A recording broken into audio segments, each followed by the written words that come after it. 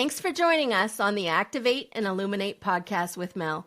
I'm your host, Mel, and together we are going to be hearing some stories of ordinary people doing a little bit of extraordinary things. Now, whether they've pushed their bodies to extremes, whether they've had personal challenges that they've overcome, you're going to want to hear their stories. So I will say, stay tuned to the end. That's where we ask some of the juiciest questions. And I would also invite you to like, share, and subscribe to anywhere that you listen to your podcasts. I would also invite you to join up for our newsletter on activateandilluminate.com. Thanks for listening, guys. Thanks so much for being here. So today we are listening to Krista Zaft. Now, Krista has a unique story. Well, maybe not. There's actually probably a lot of people with this story, but she unpacks for us a world of growing up with addiction. She unpacks for us a world of learning to deal with it and essentially her son being able to overcome it. So we get a little raw and she goes into the details of just dealing with this as a family and perhaps healing some of this generational trauma. So it was a fascinating episode, and I think that you will really enjoy listening to it. Krista has her own podcast. It's called Becoming Sound. And this podcast is all about dealing with adult children of alcoholics and facing some of these addiction issues. So if that is of interest to you, that will be in the show notes at the end as well. And Krista is a wealth of information on this topic, and I think you'll find it fascinating. Thanks so much. Hi, and thanks for being here today. Thanks so much for listening. Today, you guys have Krista Zaft on to chat with us a little bit. Now, she is doing some really great things, and you're going to hear all about it. But she is going to dive deep on addiction and addiction in families. So, Krista, welcome. Thank you for having me, Melanie. It's exciting to be here. Yeah, you're so welcome. So tell us why you are so passionate about this topic. Well, you know what? I have lived my whole life in some form of addiction. I grew up in a home. My dad was an alcoholic, and so I grew up in a home with, dysfunction. There was a bit of chaos. There was some trauma. A lot of things went on. We're not really going to get into that, but a lot of things that impact you on such a huge scale. A lot of little traumas over time. I developed a lot of things that followed me into adulthood, a lot of coping mechanisms, a lot of survival strategies. And then when you become adult, it doesn't serve you anymore. It just becomes maladaptive. It interrupts your life in patterns and ways that you don't really understand until you start diving in. So that's kind of my childhood. And I ended up marrying into alcoholism as well. And sometimes that is a pattern that adult children of alcoholics repeat without awareness and without healing. And so that was my comfort zone. Of course, it didn't look like that at the beginning. It never looks like that. And and we had, we were married and we ended up having 3 kids. And after our marriage ended, we were divorced. And I found out that my son was struggling with his own addiction. And so the generational just patterns were there, like this is generational trauma. This is generational addiction. I'm sure that my dad's dad had issues with alcoholism. This isn't just this is a few generations back. And so the cycle just keeps continuing because we don't have the awareness. I mean, in the 70s and 80s, even in the 90s, we didn't talk about this stuff. Nobody wanted to talk about it. It was what happens behind closed doors stays behind closed doors. And you grow up thinking you're completely alone because you don't understand that other families are going through this unless you actually see it firsthand. And when you're younger, all you have is your family unit to go by, right? You don't You don't see the outside world like that. And so it's really hard to understand that you're not alone. Teachers didn't talk about it in school. If I look back now, I could see signs, kids that were struggling, including myself. I was the quiet one.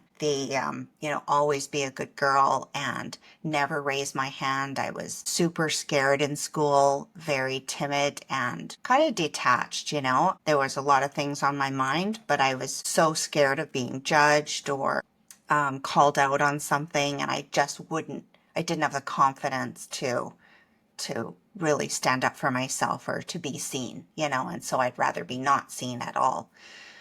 Funny because I host podcasts now, but, and that's nothing but being seen. But yeah, that's kind of some of the programming that you grew up with. I became a perfectionist. I thought if everything was perfect in my life and that I could control everything around me, I would be safe. And I continued those patterns into my marriage with my kids, all of this.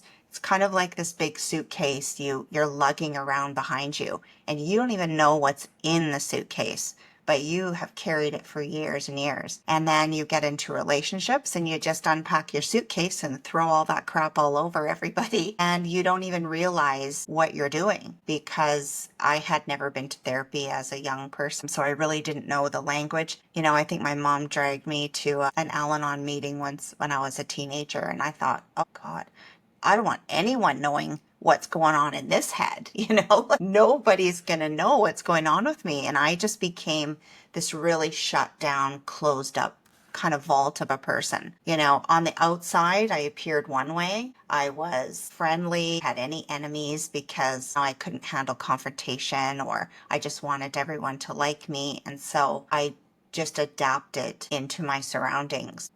I figured out that I should be one way because of this group of people, or these people are talking this way, so this is what I'm gonna, it's kind of like being a chameleon. You just adapt to your surroundings, and you're really just keeping yourself safe all the time, because that's all you know is just survive. And so, yeah, I ended up, unpacking all that stuff in my marriage, and I was married to someone who had his own suitcase full of stuff. And he was battling his own alcoholism, and that was tough because I felt like I could feel I was in this repeating pattern, but I didn't see a way out. I didn't understand that my behavior was contributing to the situation, that we both had our own stuff, and it was so hard it was so hard raising kids being in that state. And, I always say, I think I kind of had a first breaking point and a second breaking point. And my first breaking point was, my daughters, I have twin girls, and my daughters were 3 years old. And one of my daughters, I believe, was sent to me to wake me up. And, just kind of like this, she was there to help me see me. And because she was me, it was like staring at myself. And just one day, I was so emotionally unregulated, and I was very angry at everything and everyone. And I ended up taking that out on the kids. And I just wanted to shake her one day. Like, my nerves were so shot. And, I was holding her in my arms, and I'm vibrating, and she's looking terrified at me. And I'm just like, oh my God, what am I doing? Like, this is crazy. I'm going to hurt her. And I put her down, and I ran outside, and I just literally crumbled to the ground. And I knew in that moment, I'm like, hey, you really need to get help. Like, this is crazy. You're going to hurt your kids. And I recognized it's me. Like, there's something wrong with me. And so I ended up going to therapy. That was the first time, I was in my 30s. And that really helped. The lady that I happened to get paired up with, she really helped me see that this was a lot of my inner child was coming out. And when I looked at my daughter, exactly that. I was seeing this little girl who was hurting and who had never been safe, who was craving security and just to calm all of the stuff that was going on. So we did a lot of like inner child work, which was great. I could start to understand some of my behavior and what was going on. And then, it got a little too deep for me. So I closed up. again. But it did help me get through, raising kids and stuff. But after my husband and I divorced, I was on my own, and there was still lots of struggles. I couldn't understand it. It's like you think if you leave the situation that your troubles just stay there.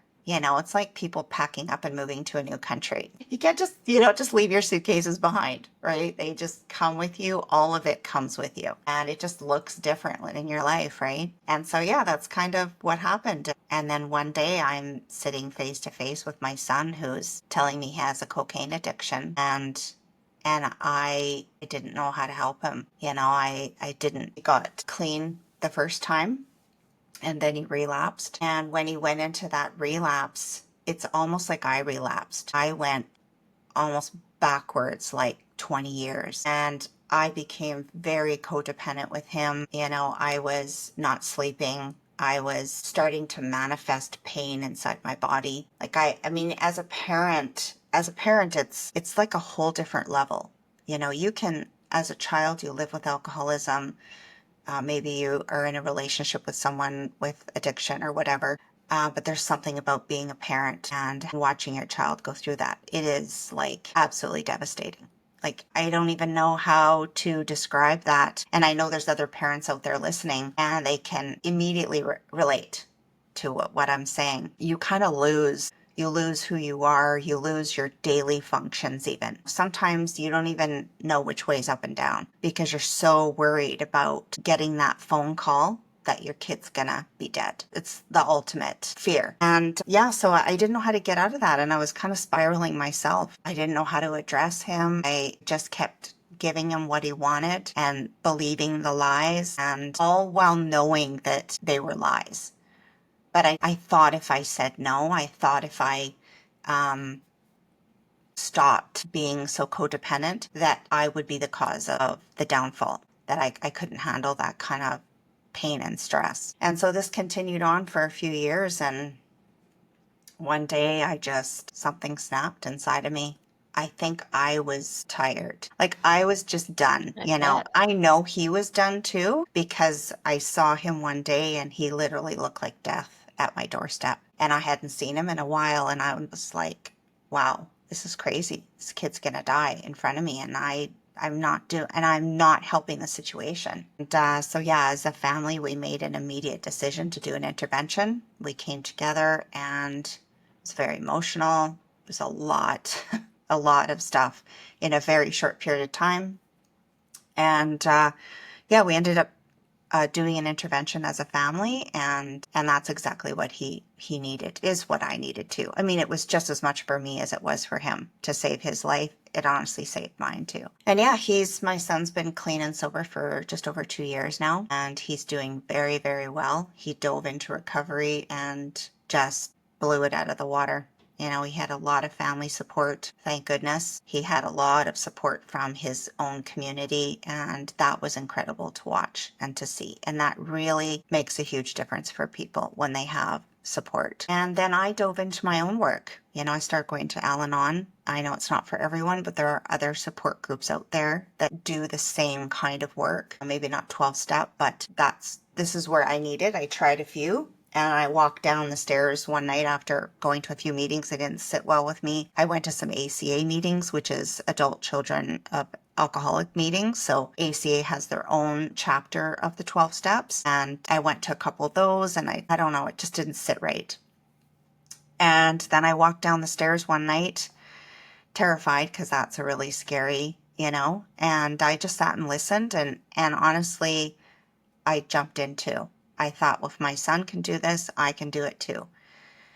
And yeah, so I've been there just about a year and a half, just over a year and a half. And I dove in with a coach and just started doing some mindset work and all of that stuff. And I had been on my own mental health and awakening journey for like 17 years.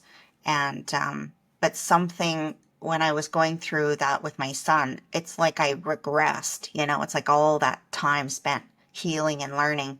I felt like it went out the door. In hindsight, I see now that it's actually what kept me afloat. All of that stuff, the meditation, the Reiki, the all of the healing modalities and the personal development work I had done was keeping me afloat during the toughest times.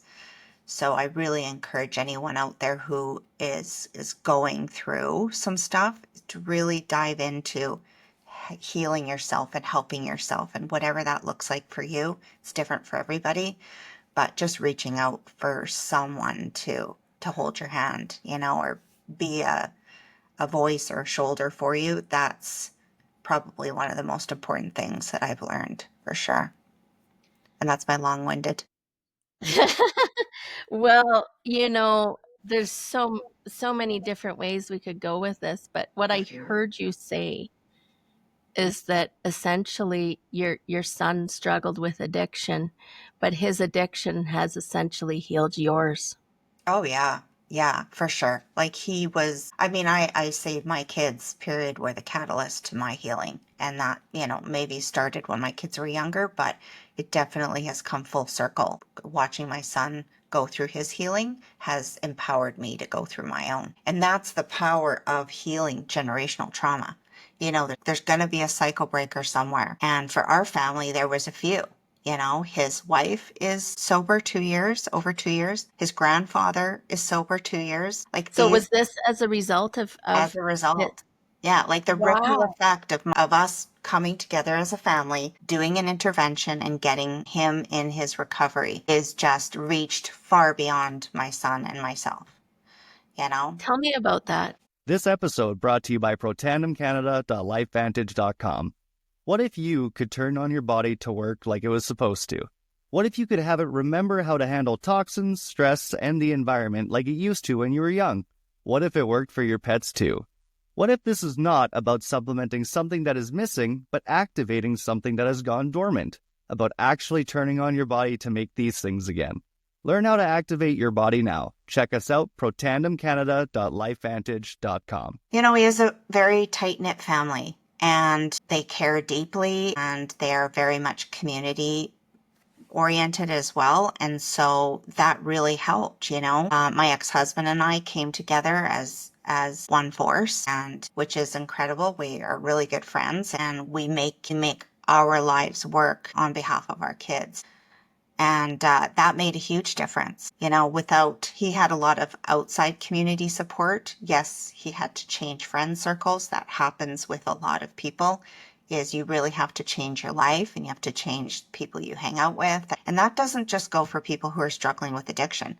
That goes for a lot of people who find themselves in difficult places, or with friend groups that might be pulling them down, or maybe they're some toxic people in your life, or negative Nancy's, whatever the case is. Have to look at our surroundings, and if we want to have better, if we want to be better, if we want to do better in our lives, we have to look at who we're surrounding ourselves with. And my son was really fortunate to have such a powerful family support, and that made all the difference. And, because he is kind of this, I feel like he's kind of a central character sometimes in our family. He was the first grandchild on his dad's side, and really grew up around the adults. And so he's such an amazing light. Like, he has, wears his heart on his sleeve, give you the shirt off his back. He's such an incredible person. I think that his character said a lot, and that is what drew people in to supporting him. And yeah, that's huge. Not everyone has that kind of support, and yeah, that's heartbreaking. It truly is. But I think there's always one person out there who you can reach out to, and it changed our family for sure. And that's not, my kids are my immediate family, but I'm still, I have a good relationship with my in-laws and my ex-family. And I don't call them that. I just call them family. Right.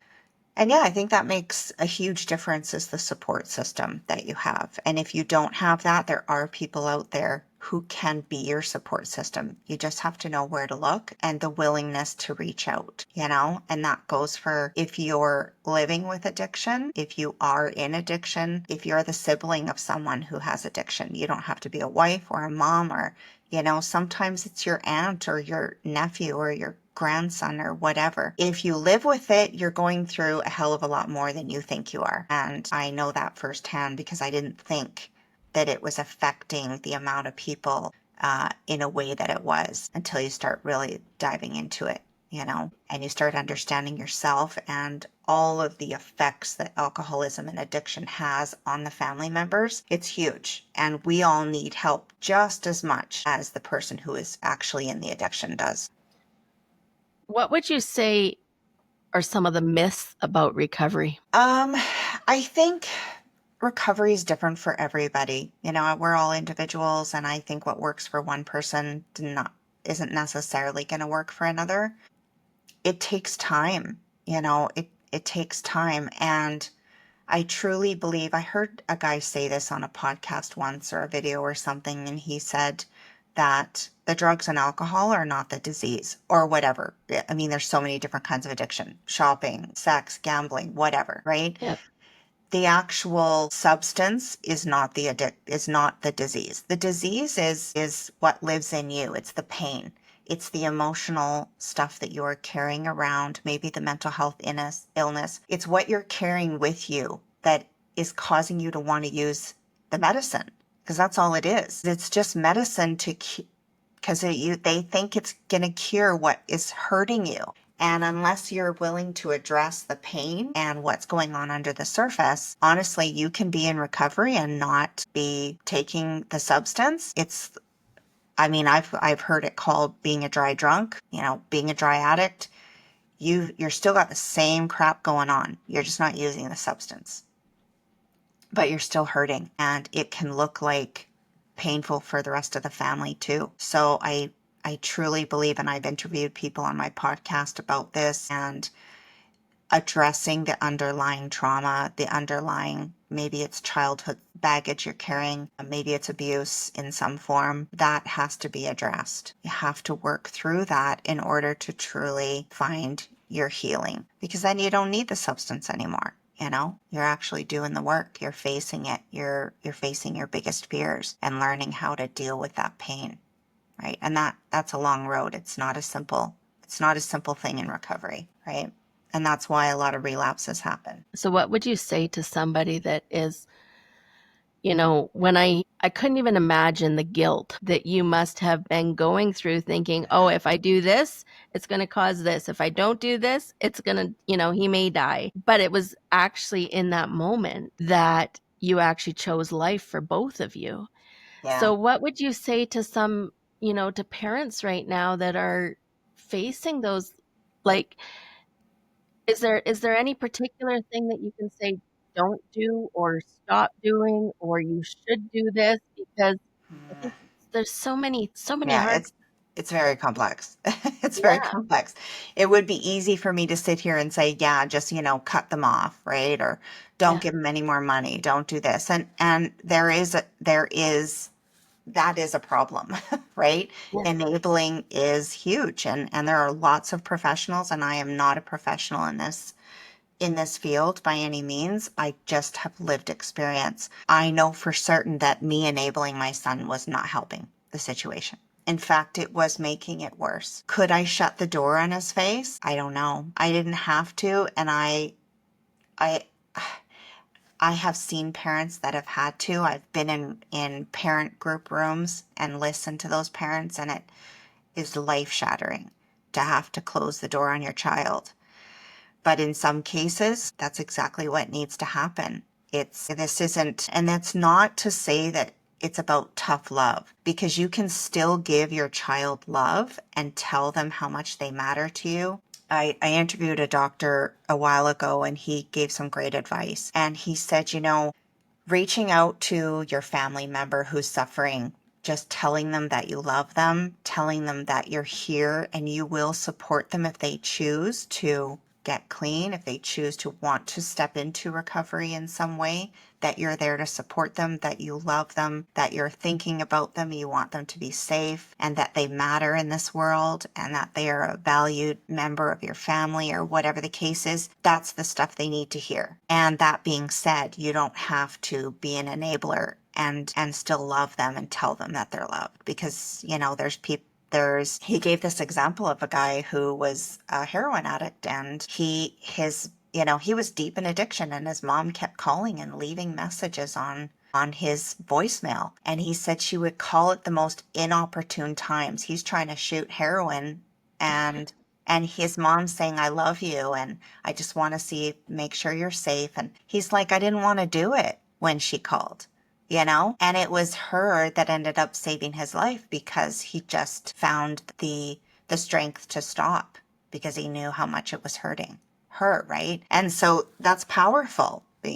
She wasn't enabling him. She wasn't giving him money. She wasn't none of that stuff. All she was doing was letting him know that she was thinking about him, right? And that's powerful for families. And I think as a parent, as hard as it is to draw some boundaries, you really have to start setting some boundaries and the lines in the sand, and that is to protect your own health.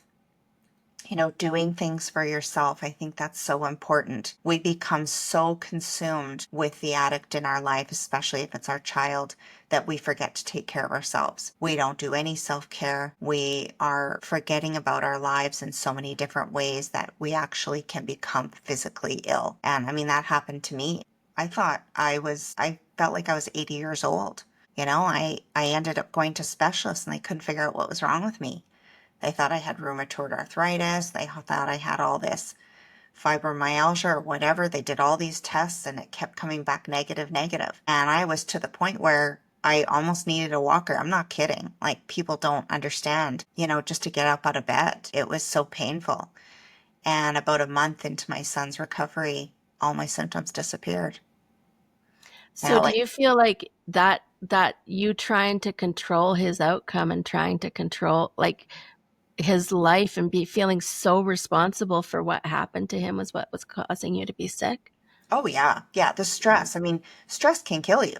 And I firsthand understand that now. I did not that I didn't believe it. I did. Things manifest in your body for sure. But I honestly, at the time when I was so deep into it, I really was like, I wasn't even thinking that was the problem. I was blaming myself for being sick. I was putting that all on my shoulders. And in a way, it was true. It was the stress. I was the cause of my own problems. But pain and stress manifest in your body, and stress can literally kill you. I mean, you can just look up some scientific journals. It's true, right? Yeah. So there's so much that goes along with taking on so much of that pain, that as a parent, you really need to set some boundaries, and you really need to reach out for help. As hard as that is, there's a lot of guilt. There's a lot of shame with it. I had huge mom guilt, huge parent guilt, thinking that I was the cause of all the problems. And maybe if I was a better mom, maybe if I did things differently. And I was retracing my whole life, and putting that all on my shoulders. And that does not help the situation. It doesn't help you. It didn't help me. It didn't help him. So I had to start taking care of myself. And that's one thing I would definitely recommend too, if you're going through this, especially with a child. I don't care how old they are. They could be 55 or 15. It doesn't matter. You go through the same stuff.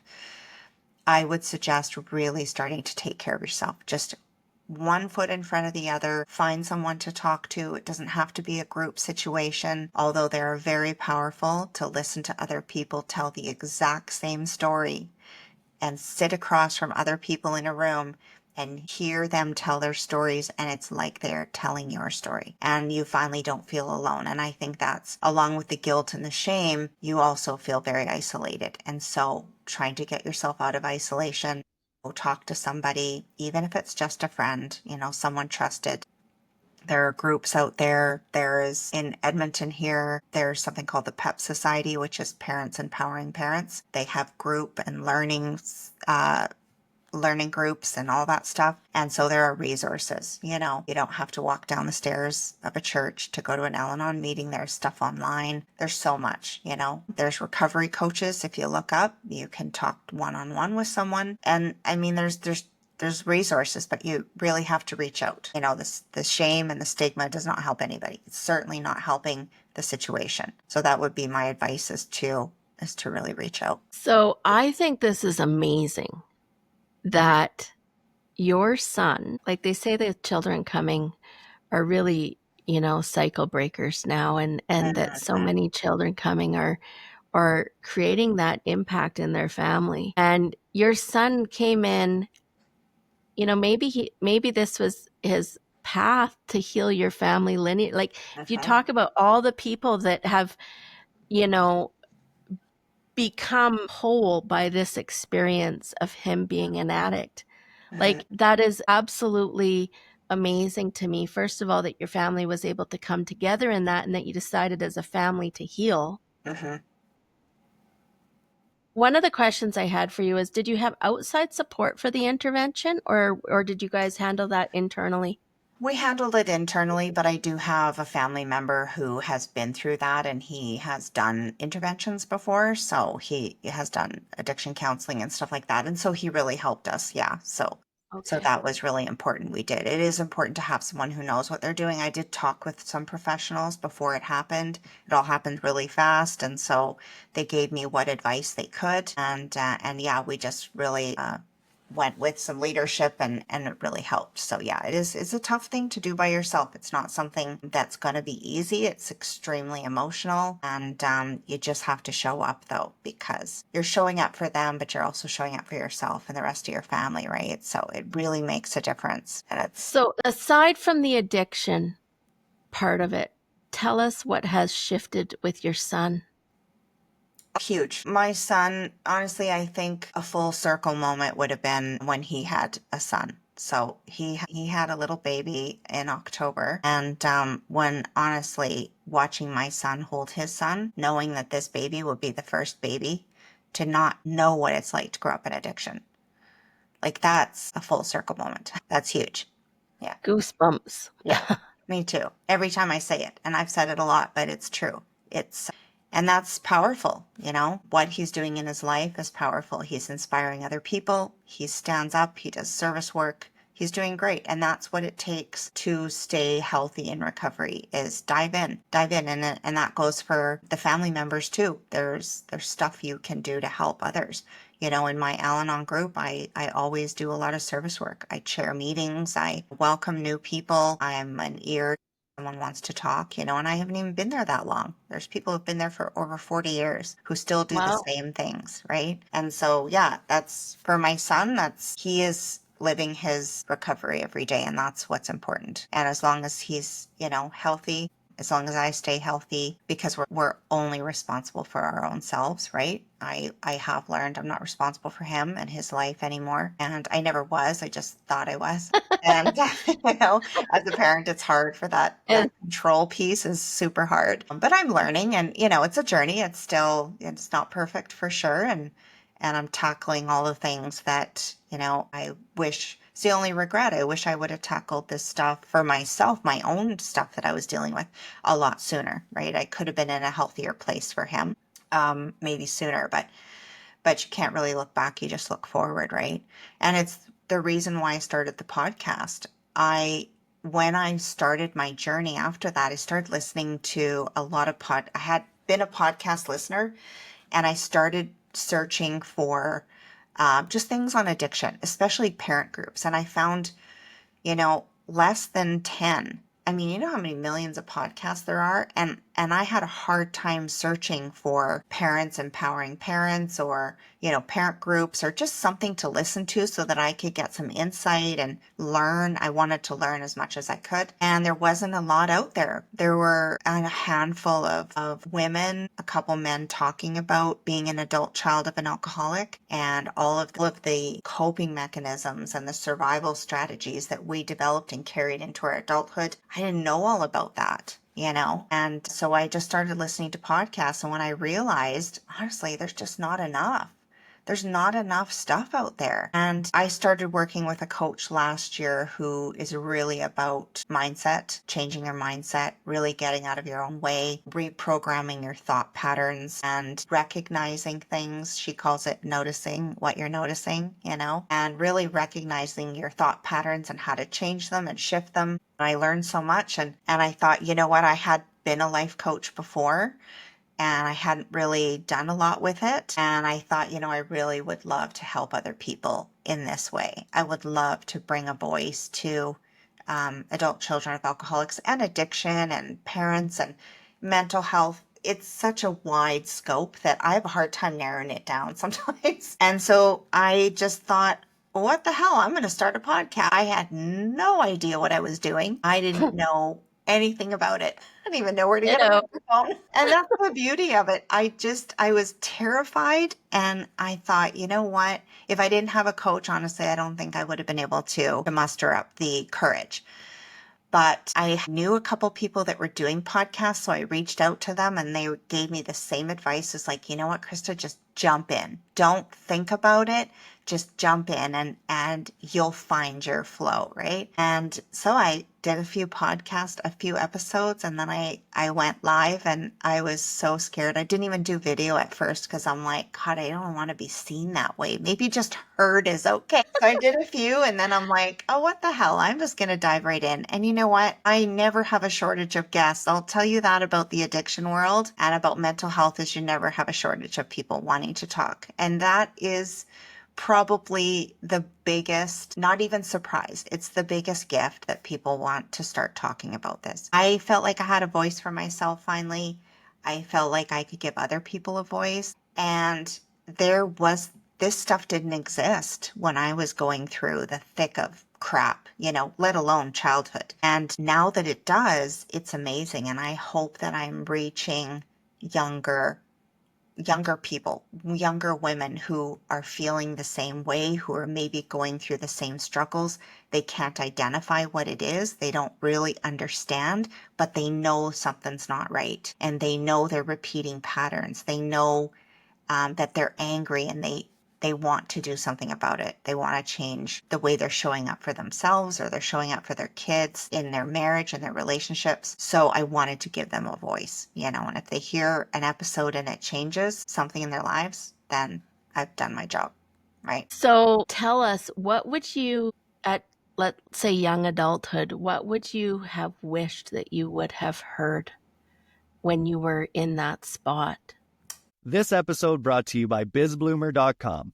Bizbloomer.com is your friend to small and local businesses, a platform and directory that provides exposure and support to small ma-and-pa type stores or local entrepreneurs, helping them make an impact in their own local communities. Bizbloomer.com is taking the corporate out of business and helping small businesses become relevant and essential again. Businesses can get started for free. Search for BizBloomer businesses in your area. Check them out today. BizBloomer.com. That's BIZBloomer.com. That I wasn't alone. I think and I know this is happening more in the schools now, but I think if someone would have come to me in the school and said, is everything okay, Krista?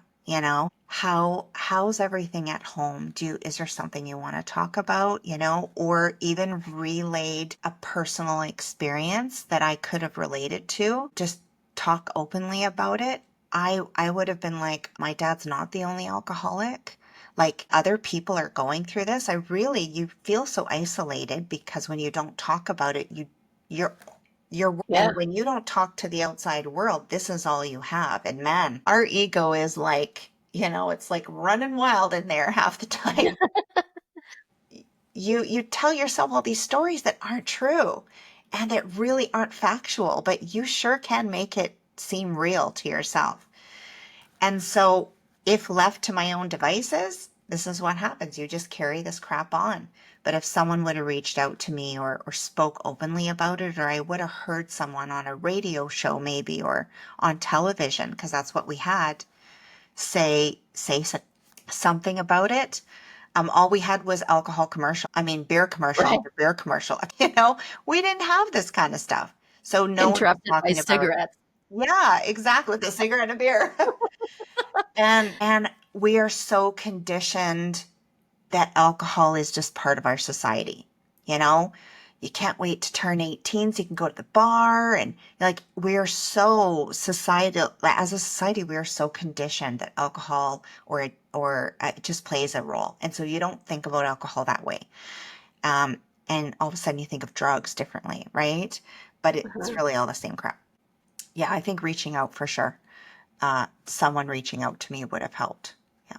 In my early 20s, definitely someone explaining to me and creating an awareness for me around the mental health part of it would have been huge. But like I said, in the early 90s, we didn't talk about that either. I'm totally aging myself. We didn't talk about it. All we No, we did didn't. was, and I went through my own little, I left home at 19 thinking I'm getting away from this. And what did I do? I spent the first 3 years just partying my ass off, right? Yeah. Not, yeah, just diving into the same crap. I did not become an alcoholic, but honestly, a lot of reckless behavior. And Yeah. so that was my reality. No one was talking about that. It wasn't until I realized it was the effect I was having on my kids. That's what woke me up. And if I was going to give some advice to someone who is in that space, is just reach out. Nowadays, it's so much easier.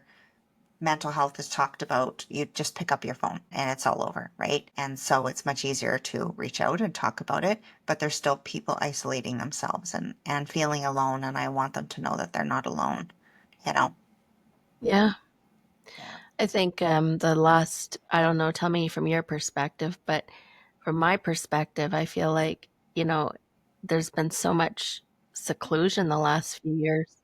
It's Yeah. hard, people to, I feel like a lot of people have gone inwards as opposed to outwards. And we're, Yeah. we're breaking past that now. But tell us, you mentioned your podcast. Tell us the name of it, how people can find you.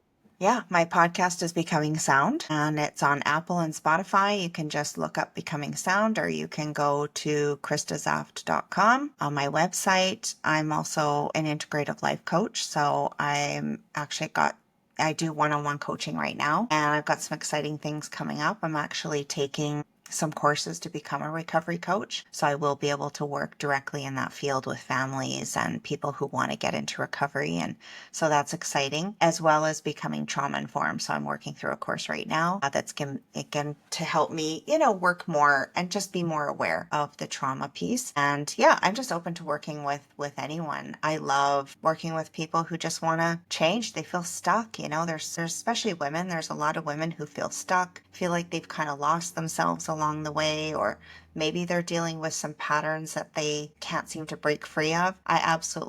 It's one of my huge passions is watching people come alive.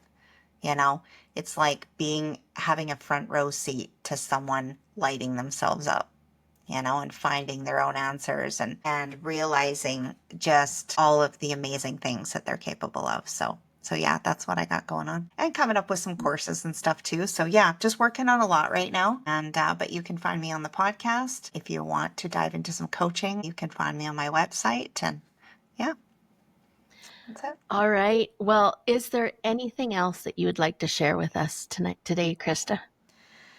I think I just want people to know that, like when you mentioned the isolating piece, and yes, it's kind of a double-edged sword right now. You have at the tip of your fingertips, you have all the information you need, and yet we aren't reaching out for some reason. And Right?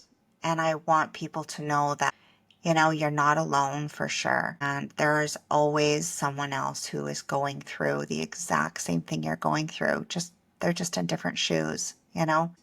It helped me to really push past my fears of the shame and the guilt and stuff, and honestly, those things didn't serve me to hang on to them. And now I just see a way forward, all because I took a step and reached out.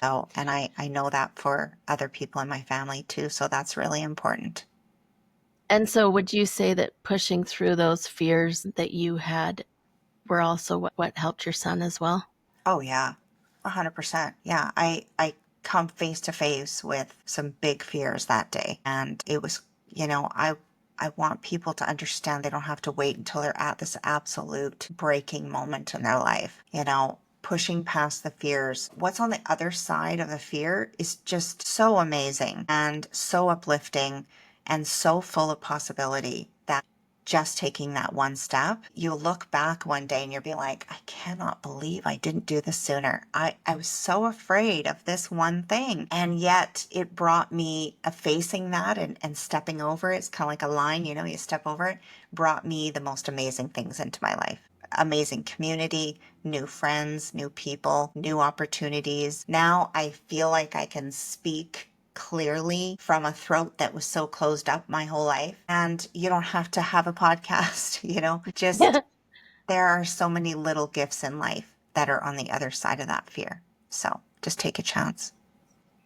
Well, thank you for sharing your story, Krista. I really feel like and for being so authentic about it and the struggles. I really feel in listening to this, there's going to be a ton of people resonate. And I would invite them, if they're wanting to connect with you, to reach out, because I truly think you have a gift for a lot of people, even if it's just listening to your podcast.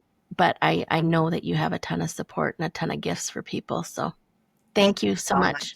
Thank you so much, Melanie, for having me. And I think what you're doing is absolutely phenomenal too. We just need more people to light people up. And I love the name of your podcast. I love what you're doing. And I'm so honored to be here with you. So thank you. Thanks so much, Krista.